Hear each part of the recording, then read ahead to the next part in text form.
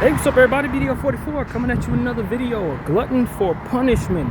That's what I am. Glutton for punishment. I'm out here in this heat again. As soon as I got home from my last walk 2 days ago, I had like 7 new rashes pop up. Like 7 new ones on my arm, my back, my leg. I mean, the ones that I had on my legs were healing up, and as soon as they did, new ones popped up. So it just never ends, man. But I had to get out here because got to go grocery shopping. Plus, I'm losing weight. I can see it already. I took my shirt off only after a week of walking, and all this sweating I've been doing, I'm slimmer. When I put on my new jeans, not new jeans, but my new pants that I just purchased, I've only worn them once. And the first time I put them on, because I didn't try them on in the place, they were a little tight around the waist. I haven't, I went out and had that week where I did all this walking, and I'm trying them on again today, and they felt loose around the same area they were tight. So that should tell you that the exercise and the walking I've been doing is really working. The sweating I'm doing is working. So I don't want to give it up, man, but I firmly expect that there will be new rashes due to the heat. It's going to be about 100 degrees today, and my body is not reacting well to it. Now, what I can do is buy some Claritin, which is supposed to help cover some of that up. I was doing a little homework and figuring out what I can do to help myself. So that's probably what I'm going to do today if I can remember to. I didn't put any on the list, though, but go to Target and buy some things. And one of the things I'll look for is some Claritin. And that way we could try to cut down on what causes this. So that's really what it is. But yeah, it's been a mess. But the good thing is that the rashes that I got the second go round were not as intense as the first go round. So hopefully this means that means something. I don't know if it does or not, but I'm hoping it does. So we'll see. We will see. Meanwhile, got on my new shoes. They're the same shoes. They look great, crisp, but the same shoes. So I like them. I'm happy. They feel more comfortable than the others did when I first tried them on. I threw out the old ones after thinking about it, if I wanted to keep those shoes just in case these were hard to break in, or in case I wanted to use the others at the gym, thinking about joining the gym, been talking about that. But and I did some prayer on it. No, it's time to let go of those shoes. If I need some shoes for the gym, I get some others, or I use these. So that's really what it is. After real strong prayer about the whole situation, just wondering what to do, I came to the conclusion that it was time to throw them out. So that wasn't too difficult to do. Just did that for right now. Feel great about that. It's probably kind of a bigger deal than I make it out to be honest, because I've gone through the ringer with them shoes. I had to wash them, like, no exaggeration, probably about 15 times just to get a smell out of them. And then I had to glue them twice because the bottom was falling out. Like, these shoes that I'm wearing right now should have been purchased probably a year ago. And as I was praying about it, it was like, man, you should have bought some new ones. As soon as you realized the smell wasn't coming out of these, you should have been trying to make that happen for yourself. But it all worked out. I bought these. Unfortunately, I wasn't able to get them in store that day that I went out to get them. But they had already priced them back up to normal price when I got there anyway, and they didn't have my size. So that sale was something I needed to take advantage of that day, because 2 days later that sale was gone. So I spent about $208 after taxes on these. Not what I wanted to spend, but well worth it for what it is I'm trying to do. These are my favorite shoes, so it wasn't too difficult to price them and deal with that if necessary. So yeah, man, I'm back in action. Crispy new Maxes on my feet, and they feel good. They feel good. We'll see how they feel after a nice long walk, but they feel good right now. What else going on? Just dealing with the rashes, man. That's been a real thing for me, having to deal with that. My body's just not reacting well to the sun or to the heat, or the differences of the heat between when I'm in the house and with the AC and when I'm out in this heat. My body just, I guess in my old age, it's not hitting the same way. But You know, I gotta deal with it. It's go out, get the exercise you need, and deal with the rashes, or stay in, gain weight, and get out of shape, and maybe not deal with the rashes. Like, I choose the rashes. I want to lose this weight. I want to keep up this exercise. The heat is only going to be up for another like 3 days, so I'll probably let this just probably be the last day I go out in this type of heat, and then you know, go back out maybe on Monday when the heat goes back down to like, we're about to head down to like 84 or something. In fact, I think Tuesday it says it's going to rain at 84 degrees. So hopefully that means the weather is going to start to mellow out and we can exit this summer. But yeah, that's what's going on, man. I brought plenty of water, brought enough water once again to make sure I'm good, so that won't be a thing. And like I said, every time I get out here, it gets easier to do this. My body's more used to sweating. My body's more used to the heat now. You know, it doesn't feel as uncomfortable to sweat like it was last week. So it's just dealing with it, man. Just dealing with it. Praying for solutions. Praying for consistency and determination and strength. So that's really all I got to say about me. Now I get into the real stuff, man. First of all, prayers out to everybody in Nepal, man. China. It was just a freak, natural occurrence. Natural, maybe. I don't know. I've heard conspiracy theories about everything in regards to natural disasters these days. I don't know what God is actually doing versus what Israel and America are doing, or what it is they control in science and finances. In Nepal, basically, it was said and it was seen that they had a massive monsoon wave that came through and just wiped out entire towns. It was some horrific stuff, man. I saw plenty of footage of it this morning. I'm sure most of you have if you were watching where it was plastered, and it was no way to survive that, man. You know, they said they're certain they lost 100 people, and that hundreds and hundreds more are missing. But I'm telling you, with what that looked like, you couldn't survive that. Nobody could survive that. So whoever was there is likely gone. That's what that was. It was just waves and waves and waves of dirt and water coming from at speeds that are just ridiculous, man. Ridiculous speeds. You couldn't outrun it. You couldn't even drive fast enough to get away from that. It was awful, bro. And it just kept coming. It just kept coming. It wasn't like it was just one wave. This stuff was coming from miles away at speed of light, basically. And the force of just a trillion dinosaurs or something. It was terrible. It was absolutely terrible. So prayers out to everybody in Nepal. Hopefully they find some survivors. Hopefully such a thing is survivable. I'm hurt for those people. That's scary stuff, man. Anybody that lives next to water in any way, us, California, that's something that we have to worry about in our lifetime. If something like that could be possible and wipe out our entire state. You look at how maps have been moved around, you know.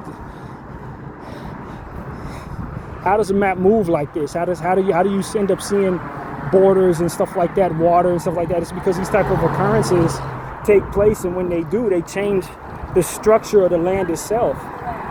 They change the map itself. So any chance you can have some cold drink of yours? Oh, I'm sorry, I can't give that away at the moment. And so this, yeah, I'm sorry, I have just what I need. Sorry. I would have normally given her that, but today, nah, I can't do it. I'm not gonna be able to give you that. Because if I give you that, I have to give you the whole bottle, and that is not happening. Sorry, y'all, for those who are saying, yo, you're a better human being than that. I'm not. I'm really not. Not when it comes to stuff like that, man. I don't know how to ask a day when my body's already telling me it's bad. And there's a woman who's walking down the street with her pants around her ankles, asking me for cold drink. I have to give you the whole thing, buddy. I have to give you the whole damn thing. So, yeah, God, Father, forgive me. I was not willing to do that. But nevertheless, prayers out to the people of Nepal, man. Prayers out to the people of Nepal, honestly. that was just devastating. It really was. And then of course, all of us lost Dolly Parton yesterday, man. I was very fond of Dolly Parton, you know what I mean? I'm not gonna say I was a big fan because that would imply a bit more intensity to the music and to just what she did. But her image and how she carried herself was always something I very much appreciated. It's things she stood up for, the way that she carried her, not only her fame, but just how she approached human circumstances and conversations. Very honorable in a time where you wouldn't see that all the time. She stood for the right things and stood for everybody. So, you know, she brought a certain light to the world that I think is gone now, and it's pretty unfortunate, man. So, prayers out to all the people who loved her, and that's something that was on my mind as well. I want to talk about. So yeah, man, that's really what's going on with what it is I've been just kind of paying attention to. Just what's going on in Nepal. That situation, y'all, is like, you just want to see hope, some type of miracle where people survive that or some animals survive that. Because with the footage that we saw, I mean, it reminds me of what took place in Sri Lanka probably 20 years ago, 15 years ago. I don't know that it was as devastating as what happened there, but it looked like it could potentially be. It looked like it could potentially be. So, honestly, y'all, I just look at the Lord and I say, man, he's involved in a lot of this. Even if a man decided through what it is he's discovered in science that he can control weather and is doing so deliberately, there's still something in that feels divine, to where, yeah, awful people are doing awful things, but the Lord knows your will, he knows your heart, and he created you. And so whatever choices you make are likely within, it's understood to be within his will. Not to say that I can't go out here and do something good or something bad and it not be something that needs to be held accountable for. But when you see situations like what happened in Nepal, it felt biblical, man. It looked biblical. It looked biblical. And so I just want to tell you, Lord, as I stand here knowing I haven't been my greatest. I just walked past somebody who asked for water and said no. At some point in time, we all, even myself, especially myself in the moment, have to be better. You know, we have to start holding ourselves accountable. I think maybe some of the rashes that I have might be attached to some sins that I may have engaged in. Start thinking that this is biblical too. Little things that are happening to me. You know, it ain't just happenstance or caused by other people, but a combination of that and God's will. Try to teach us lessons or remind us of his power and his strength and things of that nature. I want to be better. But I also want to be honest with myself and say I still got a long way to go and I'm not there yet, while simultaneously having a heart for others.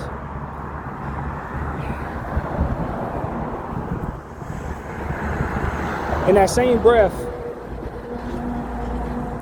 I say to you all that there are certain circumstances, like the one I just went through right now where that lady asked me for that water and I said no, where it just doesn't seem feasible to make the sacrifice, where it doesn't feel like it's in your best interest to maybe do certain things.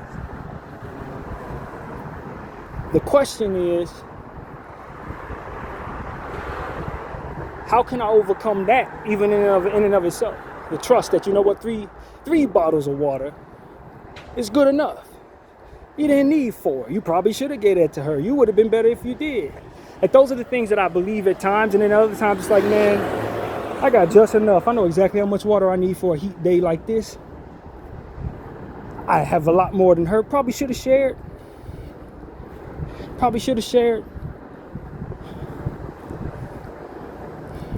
But it's one of them situations where it's like, nah, man, that lady, she didn't look like if I gave her the bottle and took it back, that it was going to work out for me as it pertains to the germs that she had. You know what I mean? She was a homeless lady, white lady, pants around her ankles, mouth dirty. It's like, those are the people that Jesus really wants us to help. And in that moment, I failed to help her because I was looking at the germs, I was looking at the situation, maybe even looking at her skin color. It's saying, white woman with her pants around her ankles, I'm stopping to talk to her, giving her my water, I gotta check myself, you know? But at the same time, it's like,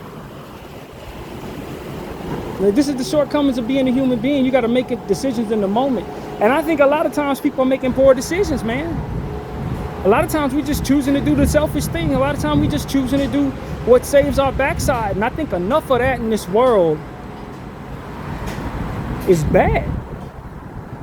And I don't think I helped right there in that regard. Maybe I should have just said, you know what? It's in my best interest to consider unselfishness as the better play. Not worrying about what she looked like, not worrying about whether or not she would help me in that same situation, not worrying about whether or not me giving her the bottle and taking it back would have caused me germs, not worrying about anything other than just being a good human being. And when a moment passed like that, you leave yourself open to regrets. Or you leave yourself open to have benefited from making the right decision. Whatever the case may be, I feel like a hypocrite because on one hand, I'm telling everybody to sacrifice what you benefit so that we can speak out for people like those who are dealing with what they're dealing with in Palestine, even though in your best interest, your best interest may not be to speak because you lose your job, you lose whatever you lose, whatever, you know, the powerful ones can take from you. But in that same breath, it's like, when I walk down the street and I deny somebody something I have what I would consider to be enough of, how am I any better? Obviously, these are not the same thing, but it is in a sense, because I'm protecting myself and what matters to me at the expense of maybe helping somebody who doesn't have anything at all. I find myself guilty of that in this moment. And I think it's worthy to point that out. I think it's worthy to say, yeah, if you have a problem with what I just did, I think there's a world where I have a problem with what I just did. I think that that's what I want all of us to kind of do in a way, is consider after we make certain decisions if they were the decisions that we would want others to make in the same situation. And if the answer is no, acknowledge it. And if you can fix it, fix it. If you can't fix it, live with the consequences of those who will hold you accountable, saying you didn't do right there. You could have been better there. You should speak up. The scrutiny that often we don't appreciate from being our worst selves while others are watching is what we need to absorb and take when we're willing to be our worst selves while people are watching. And that's why I'm talking about this the way that I am. I tell you that my heart not where it needs to be. It ain't. But I'm quick to point out when yours isn't, and that's wrong with me. And I'm asking the Lord to help me with that. I am. Because if I'm going to be a humanitarian, I can't only care about people I don't see and think that that's going to be good in the eyes of the Lord. You got to care about the people around you. And I don't know that I do enough for what it is that I would want my memory to be. I don't think I do. Not based on how I just behave right now.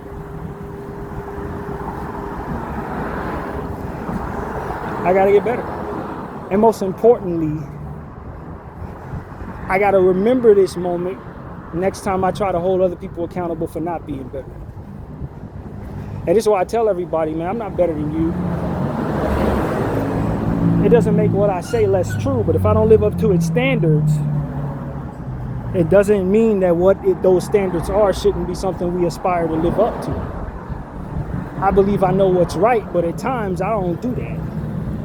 I believe I know what's most responsible and what makes me the best human being, but sometimes I am not that person. And it's okay to not be pleased with that. It's okay to regret that and ask the Lord to help you be better next time. It's okay for the world to be unhappy with you when you do that.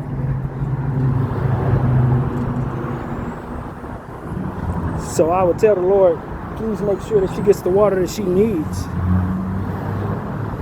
Please make sure that she gets what she needs. That's the best I can do based on what it is that I'm doing right now, heading in a different direction. But if the Lord decides that I deserve to be punished for that, I won't be leaving the Lord's side because I agree. Because I did something that was selfish, it's display the love and the standards that I want from others. So when others look at me and say you're a hypocrite, I agree. Now we move forward. Because that's really the essence of what it is human beings have to do in this life. We got to move forward.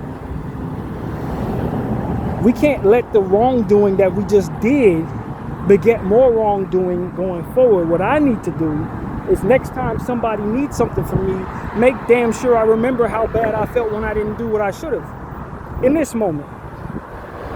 And I see somebody who's thirsty, don't deny anybody else. A lot of times what human beings do is we let these situations beget more of the same. Whether you feel bad about it or not, a lot of times people just say, I'm already doomed because of the decisions I made. What's another sin? What's another display of selfishness? What's another display of hatred? What's another display of godlessness? I'm already doomed because of all the different things that I did wrong. Who's to say that I'm going to be any more or any less punished for the next thing I do? Where's the benefit in getting better if I'm already going to hell? What's the benefit of being better toward the next person that needs some water from me if the Lord's already going to burn me for the last person I didn't give water to? And that's a mistake that a lot of us make because we continue to compound the trauma and the pain that ultimately comes from that in other people's lives through our indifference and through our poor choices. It's okay to look at yourself and say, I'm ashamed of who I was when I did what I did. But I need to be better the next time so that I don't feel that way and so that I don't cause any more pain. So I don't leave anybody else stranded. So that I don't leave anybody else feeling like I didn't give a damn when they needed me the most. Not to continue to say to yourself, I'm dignified in my choice, when you know your conscience is telling you otherwise, or that I'm already doomed. I hate myself for what I did, so ain't no sense in doing anything that would otherwise make me love myself and show love to others, for I'm due punishment, and so I welcome punishment. A lot of times that's what people do subconsciously. I don't think many do that consciously, and because they make certain mistakes, they go into a self-loathing process that makes them worse for others going forward. And then that just reinforces more self-hate, which reinforces more of the same.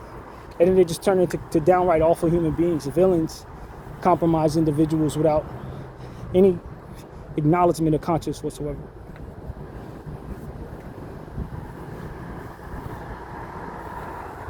What I want the Lord to do is to give me a good memory to say when I didn't do what I was supposed to do, may I remember that when it comes back to me tenfold or whatever way it does. When I ask somebody for help and they say no, may I remember when I made decisions like this one today where I didn't give somebody some water when they asked for it on a hot ass day. You know, I was thinking about something like this very recently. The Lord was saying to me in more or less as I was meditating, this is what came to mind. I may have mentioned this as well, but he said the Lord's wrath is not something to welcome into your life. Even though you believe that you deserve it, It is so punishing. And it's so much worse than you can fathom that it should still, even when you believe you deserve it, should not be requested. But don't play God short and ask for his wrath as a punishment for choices you didn't make. Ask for his mercy and for the wisdom not to welcome his wrath. That's how you make that straight. Because when you welcome that wrath, you're asking for more than you can handle. Much more. And I heeded that. I say, Lord, I may have made mistakes. And a lot of times human beings, consciously or subconsciously, desire punishment for the choices they make for which they should not. But when it comes to God, you may do that with human beings. You may do that with the world itself. But when it comes to God, don't do that. Don't do that. Because his wrath is much worse than you can handle.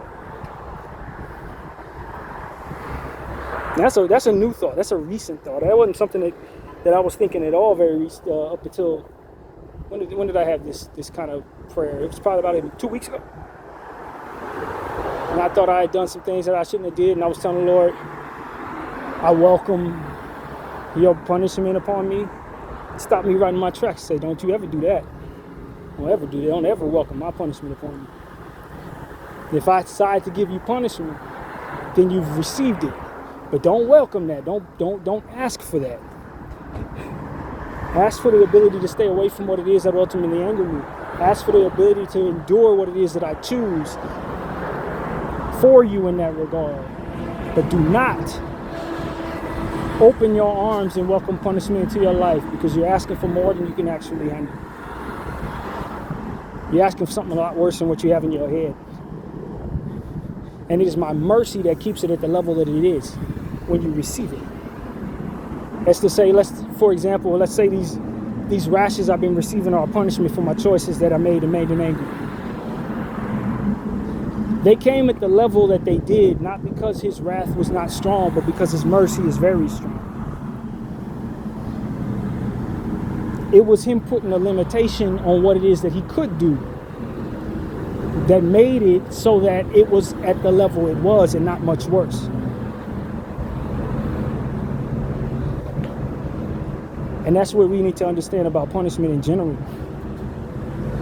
It's that his mercy is so strong that he's able to hold back his wrath. That he's able to withhold some of what it is that ultimately would be too much. That's his love for you, that you received the level of punishment that you received. It was my understanding of that in prayer that helped me understand what I need to be asking for when I feel like I would deserve punishment. Ask for mercy. You don't have to tell God to punish you. He can do that. He's going to do that. Ask for mercy so that he only brings it to a level from which you can handle. Ask for discipline so that you're not going forward welcoming any more of that wrath. Ask for compassion for that same reason. Ask for self-control and selfishness for those same reasons. It's not something to ask for.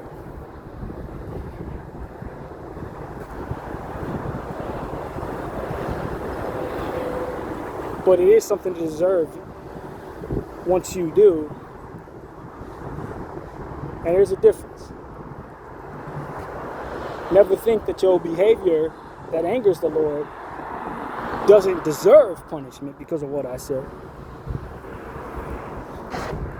Because it may, according to his intended will. It may deserve punishment.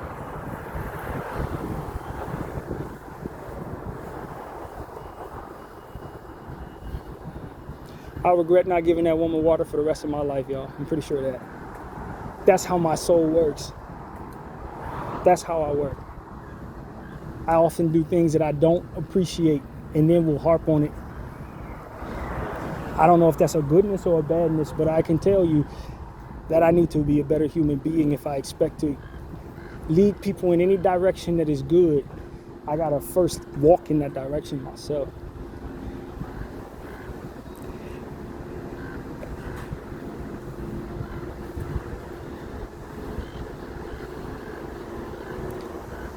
If I can be anything in this moment, I would just be someone that says, do the right thing the first time so that you don't have any regrets. Measure things out in a way that allows the Lord to have some part in what it is you're measuring, so that you don't hoard too much and be selfish with what it is that you can share. Because a lot of us with our human measurements believe so badly that we need so much, when all we really need is the grace of the Lord to carry us forward. 3 waters would have always been enough for this walk. And for her, she wouldn't have needed an entire bottle to quench her thirst.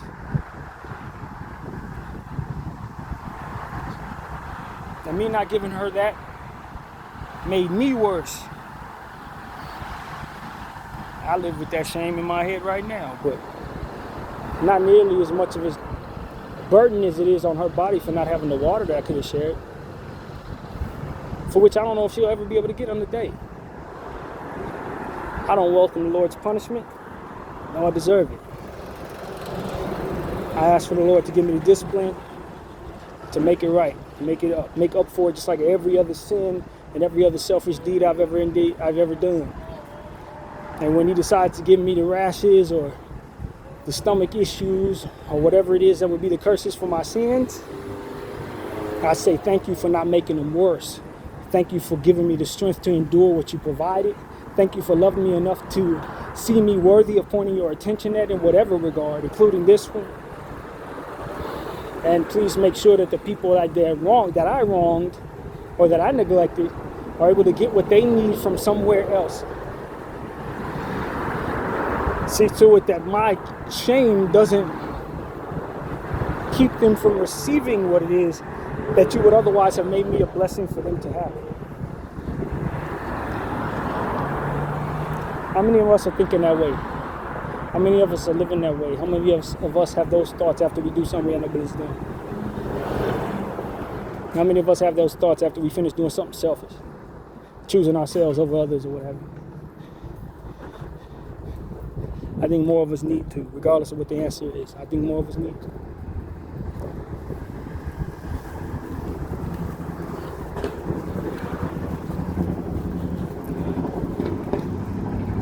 Anyway, so that's what I have to say about that, man. I'm of the mindset that there's still a long way for me to go, and there's a long way for humanity to go, and there's a lot of heartache that's gonna come in between us figuring it out. It's a lot of people that are gonna go without what they need while we try to figure it out. And I also believe that some of the most unselfish people in the world are people who don't have a thing at all. And some of the most selfish people in the world are the most rich, powerful, capable individuals. That's how that is. I've seen that. Some of the people who give you the most of what they have are people who don't have a whole lot. Who will set what they have on the table are people who don't have much to put on the table in the first place.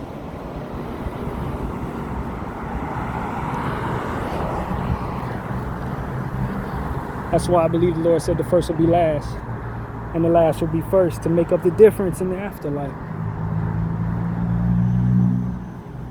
That's why I think He said that.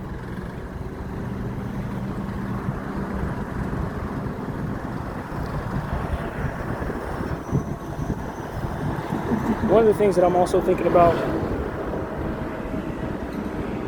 this is pertains to different stuff that relates to this conversation, is what we always talk about on this channel.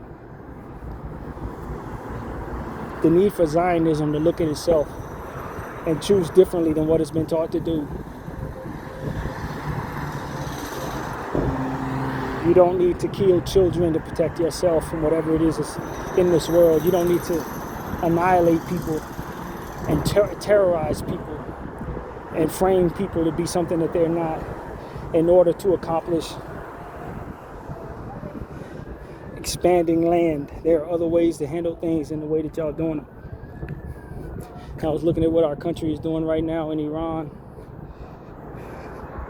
We're trying to sanction anybody that'll do business with Iran, or at least bluffing as if that's what we're going to do.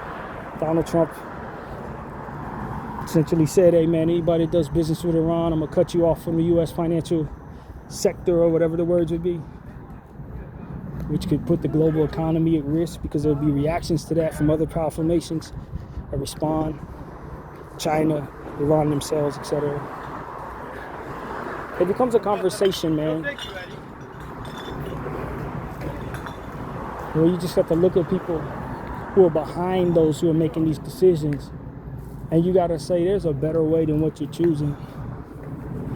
And I've said this many times, just because you have the right doesn't mean that it is right for you to do. Some rights need to be left alone for the betterment of more than the few. And when it comes to this war, it would be best if both countries, America and Iran, find a way to settle their differences without harming everybody else in the world. Now, America is being controlled by Israel more than obviously. I think that's something we can say. And it's because of it, America is doing things that doesn't benefit itself. If it were the state of Israel that were at risk for some of these choices, it would be a different risk threshold for the decision makers behind the situation. It's that Israel is able to benefit greatly at the expense of America. Does a lot of what America is doing take place in this regard? It's because they have control of America that they are throwing us at their problems. And if we happen to survive it as a country or fall as a country, it doesn't make much of a difference to them, because the country that they're trying to have benefit from these decisions greatly benefits from these decisions either way. Maybe even more so if we fall. So they think. I hear that it was said that on some Iranian news station or some platform in Iran, they said that there's a $10 million bounty on the head of Donald Trump's son, Barron. And what came to mind was the dream that I had with my father, I told you guys about maybe 5 months ago, where my dad and I were sitting down having a conversation about the things that I had seen in this genocide. And I asked my dad, and I know you were a part of circumstances in the world, conflict, being a naval officer. How did y'all handle situations like these? Did you attack your enemy's children? And my father said very clearly, in a way that I very much could hear and understand, no, we never did that because we didn't want the enemy coming back and harming ours. I didn't want my enemy coming back and harming you guys, is what my dad was saying to me in regards to myself and my siblings. So I would never attack my enemy's children. That was off limits. Doing so pretty much automatically put my children at risk, my family at risk. I might as well, without him saying this is me talking, I might as well have just shot y'all myself, because that's exactly what I could expect would be the retaliation for shooting their kid. Children are off limits. I hear that Benjamin Netanyahu's son, Yair, I believe is his name, the one that lives in Florida, also has had conversations. There's conversations surrounding people wanting him no longer on the earth. And then that same thought came to mind. It was like, yo, these people are betraying things that protect the people that they are supposed to love and care for. When Donald wages war against Iran, and his army blows up the Ayatollah and everybody in the house, including an infant child who happened to be the Ayatollah's granddaughter, you automatically put Yair and Barron and anybody else that's under Trump's kids, grandkids, whoever, anybody else under the individuals in this situation, you automatically put a target on their back. Because once you hurt somebody's children, now you offer up your own.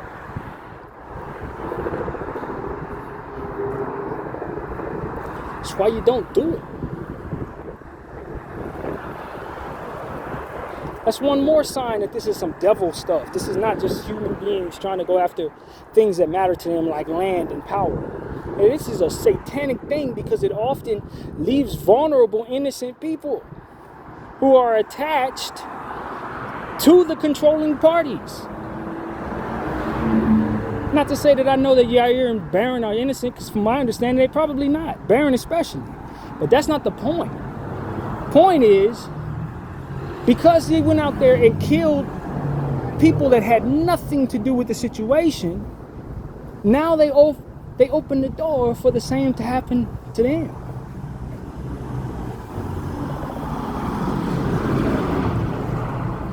My father, a responsible father, in whatever circumstances he may have experienced in his life, made sure to never allow his children to be left vulnerable in them circumstances. Now, mind you, I've never had a conversation with my dad like that in real life. Though I do believe I was speaking directly to his spirit. I don't know that to be certain. But I know all his kids are alive. I know that.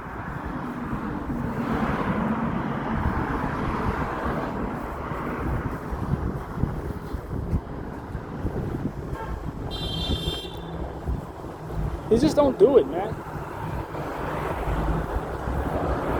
And so with the dream that I had, coupled with what's been reported now, I mean, I don't know if what there is to expect won't be some serious stuff in that regard. You know, like these individuals and their intentions to do things for the state of Israel and for the Zionist movement have offered up innocent people and have killed innocent people. That's the bottom line. And a lot of people, they are afforded, in this moment, I say people meaning them, at this point, those folks behind the scenes, all these individuals who are engaging in these behaviors, they are afforded the privilege of not having to live with what's to come in that regard. They still can live in a naivete where none of this actually takes place. They think they know how they're going to feel when certain things occur. They don't know.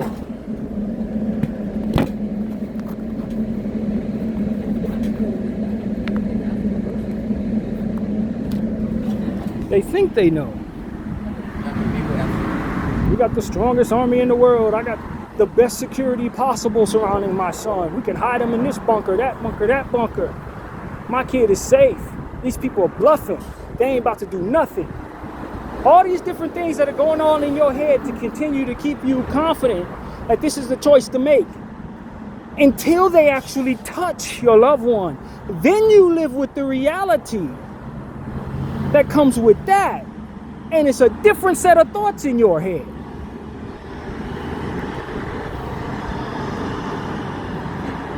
I don't know Donald Trump has ever lived in a world where he's lost kids. I don't know his situation to that degree, but I don't know that Benjamin Netanyahu's ever lost a son or a daughter. I don't know that. All this shit they're doing in the name of this state, in the name of their legacy, in the name of this whatever their motivation is, it could really cost them things that they are not necessarily ready to lose. And they got a lot of people confident that the bigger picture is what all of this should be about. A lot of people have already lost people who are still on board with doing this. It's to provide the motivation to keep going. But until you take on those losses yourself, do you truly understand how motivated you remain? It's until they wipe out your whole family, wipe out your firstborn. Do you understand whether or not this is something you actually think is worth it? Because as long as those people are still alive, you don't have those thoughts in your head. You don't have to worry about any of that. You don't have to live with any of that. You don't have your wife looking at you saying, why is my kid not here anymore because of your choices in that regard? Your wife still supports the stuff that you're doing because she supports you. But if it's going to cost her kid, like these are the type of things that people like Benjamin, Donald, and others, they don't really understand like they need to understand these things. They're in control of a lot. They're doing a lot. They're causing a lot. But not a lot has happened to them. They're watching things happen to others, and they may be without the ability to feel other people's pain. Maybe they're just saying, well, this is just what comes with it. That's the sacrifice. If somebody harms us, this is what we're going to do in retaliation, so we're going to make it right. And all these different things that qualify the behavior. I know what I'm going to do if they hurt my people. I'm just going to come back and kill 30 of them. Yeah, but that is not the reality of what you're going to feel when they do that to you and your kids. You may very well have that to throw back at them, but that ain't gonna bring your kids back. What keeps your kids here is not engaging in this folly that you're engaging in. Those are the behaviors that you need to be focused your intention on, not necessarily the retaliatory behaviors that come from your losses. Make it so that it'll never be necessary to take on any of those losses. That's where you really need to be focusing your most immediate consciousness.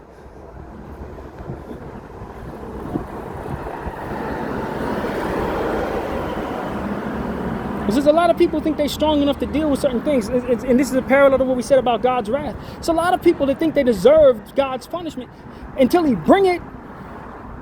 And they say, oh, that's too much. No, it is. You thought it was something it was not. You thought you were stronger than you were. You thought you would feel this way when that reality came, but that ain't what the reality brought. It brought you something else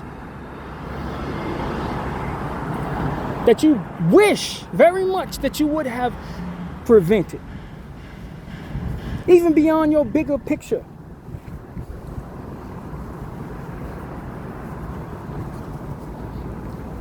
I don't know if Donald Trump is able to ever discover anything I've ever said, but if he ever hear anything I've ever said, stop messing with people that will see the world in a way that makes them want to harm your children. You have already harmed theirs. You already killed Harmony's granddaughter. You already killed Harmony's dad, the guy that's in place right now. His dad was in that. His stepmom, I believe, was in that. Some of his other family members. They were all in that house when y'all hit that man's house. A lot of y'all killing people's kids, and them 127 girls they killed?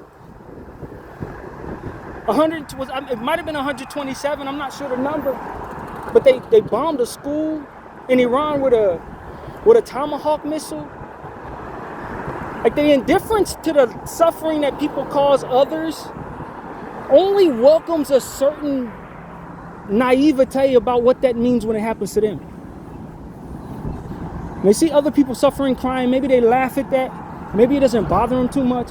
Maybe they just keep drinking their coffee or whatever until that pain hits them. Then they understand what they've done to someone else. Then they understand how much pain they've caused. When they get just a smidgen of it pointed at themselves. 127 mothers broken hearts, 127 fathers broken hearts, 27 little girls that don't grow up to be wives and mothers They have opportunities at passing forward their lineage. These people are wiping other people out in the name of themselves. They wiping other people out in the name of something they agreed to. And they frivolize other people's pain and other people's lives down to skin color and religion, as if that's all that represents these individuals.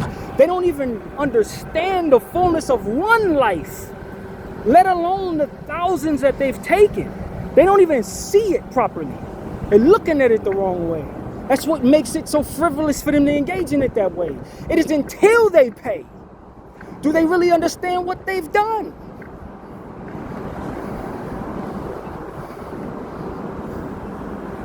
It is until your ass is hot and asking somebody for water and they don't give it to you, do you understand how that feels, Brandon? They ain't no better. That's the point of all of this. We all of us, humanity, has to start getting ahead of the pain we cause as it pertains to ourselves and others. You got to start fathoming that life is more than what it is you think it is, that pain is more than what you think it is, that life's worth more than what you believe it to be, that suffering is something not to want or welcome into your life, even if you deserve it, so to speak. That's the value of God. The value of God is so that you don't welcome things into your life that you can't handle. He understands the math behind you better than you do.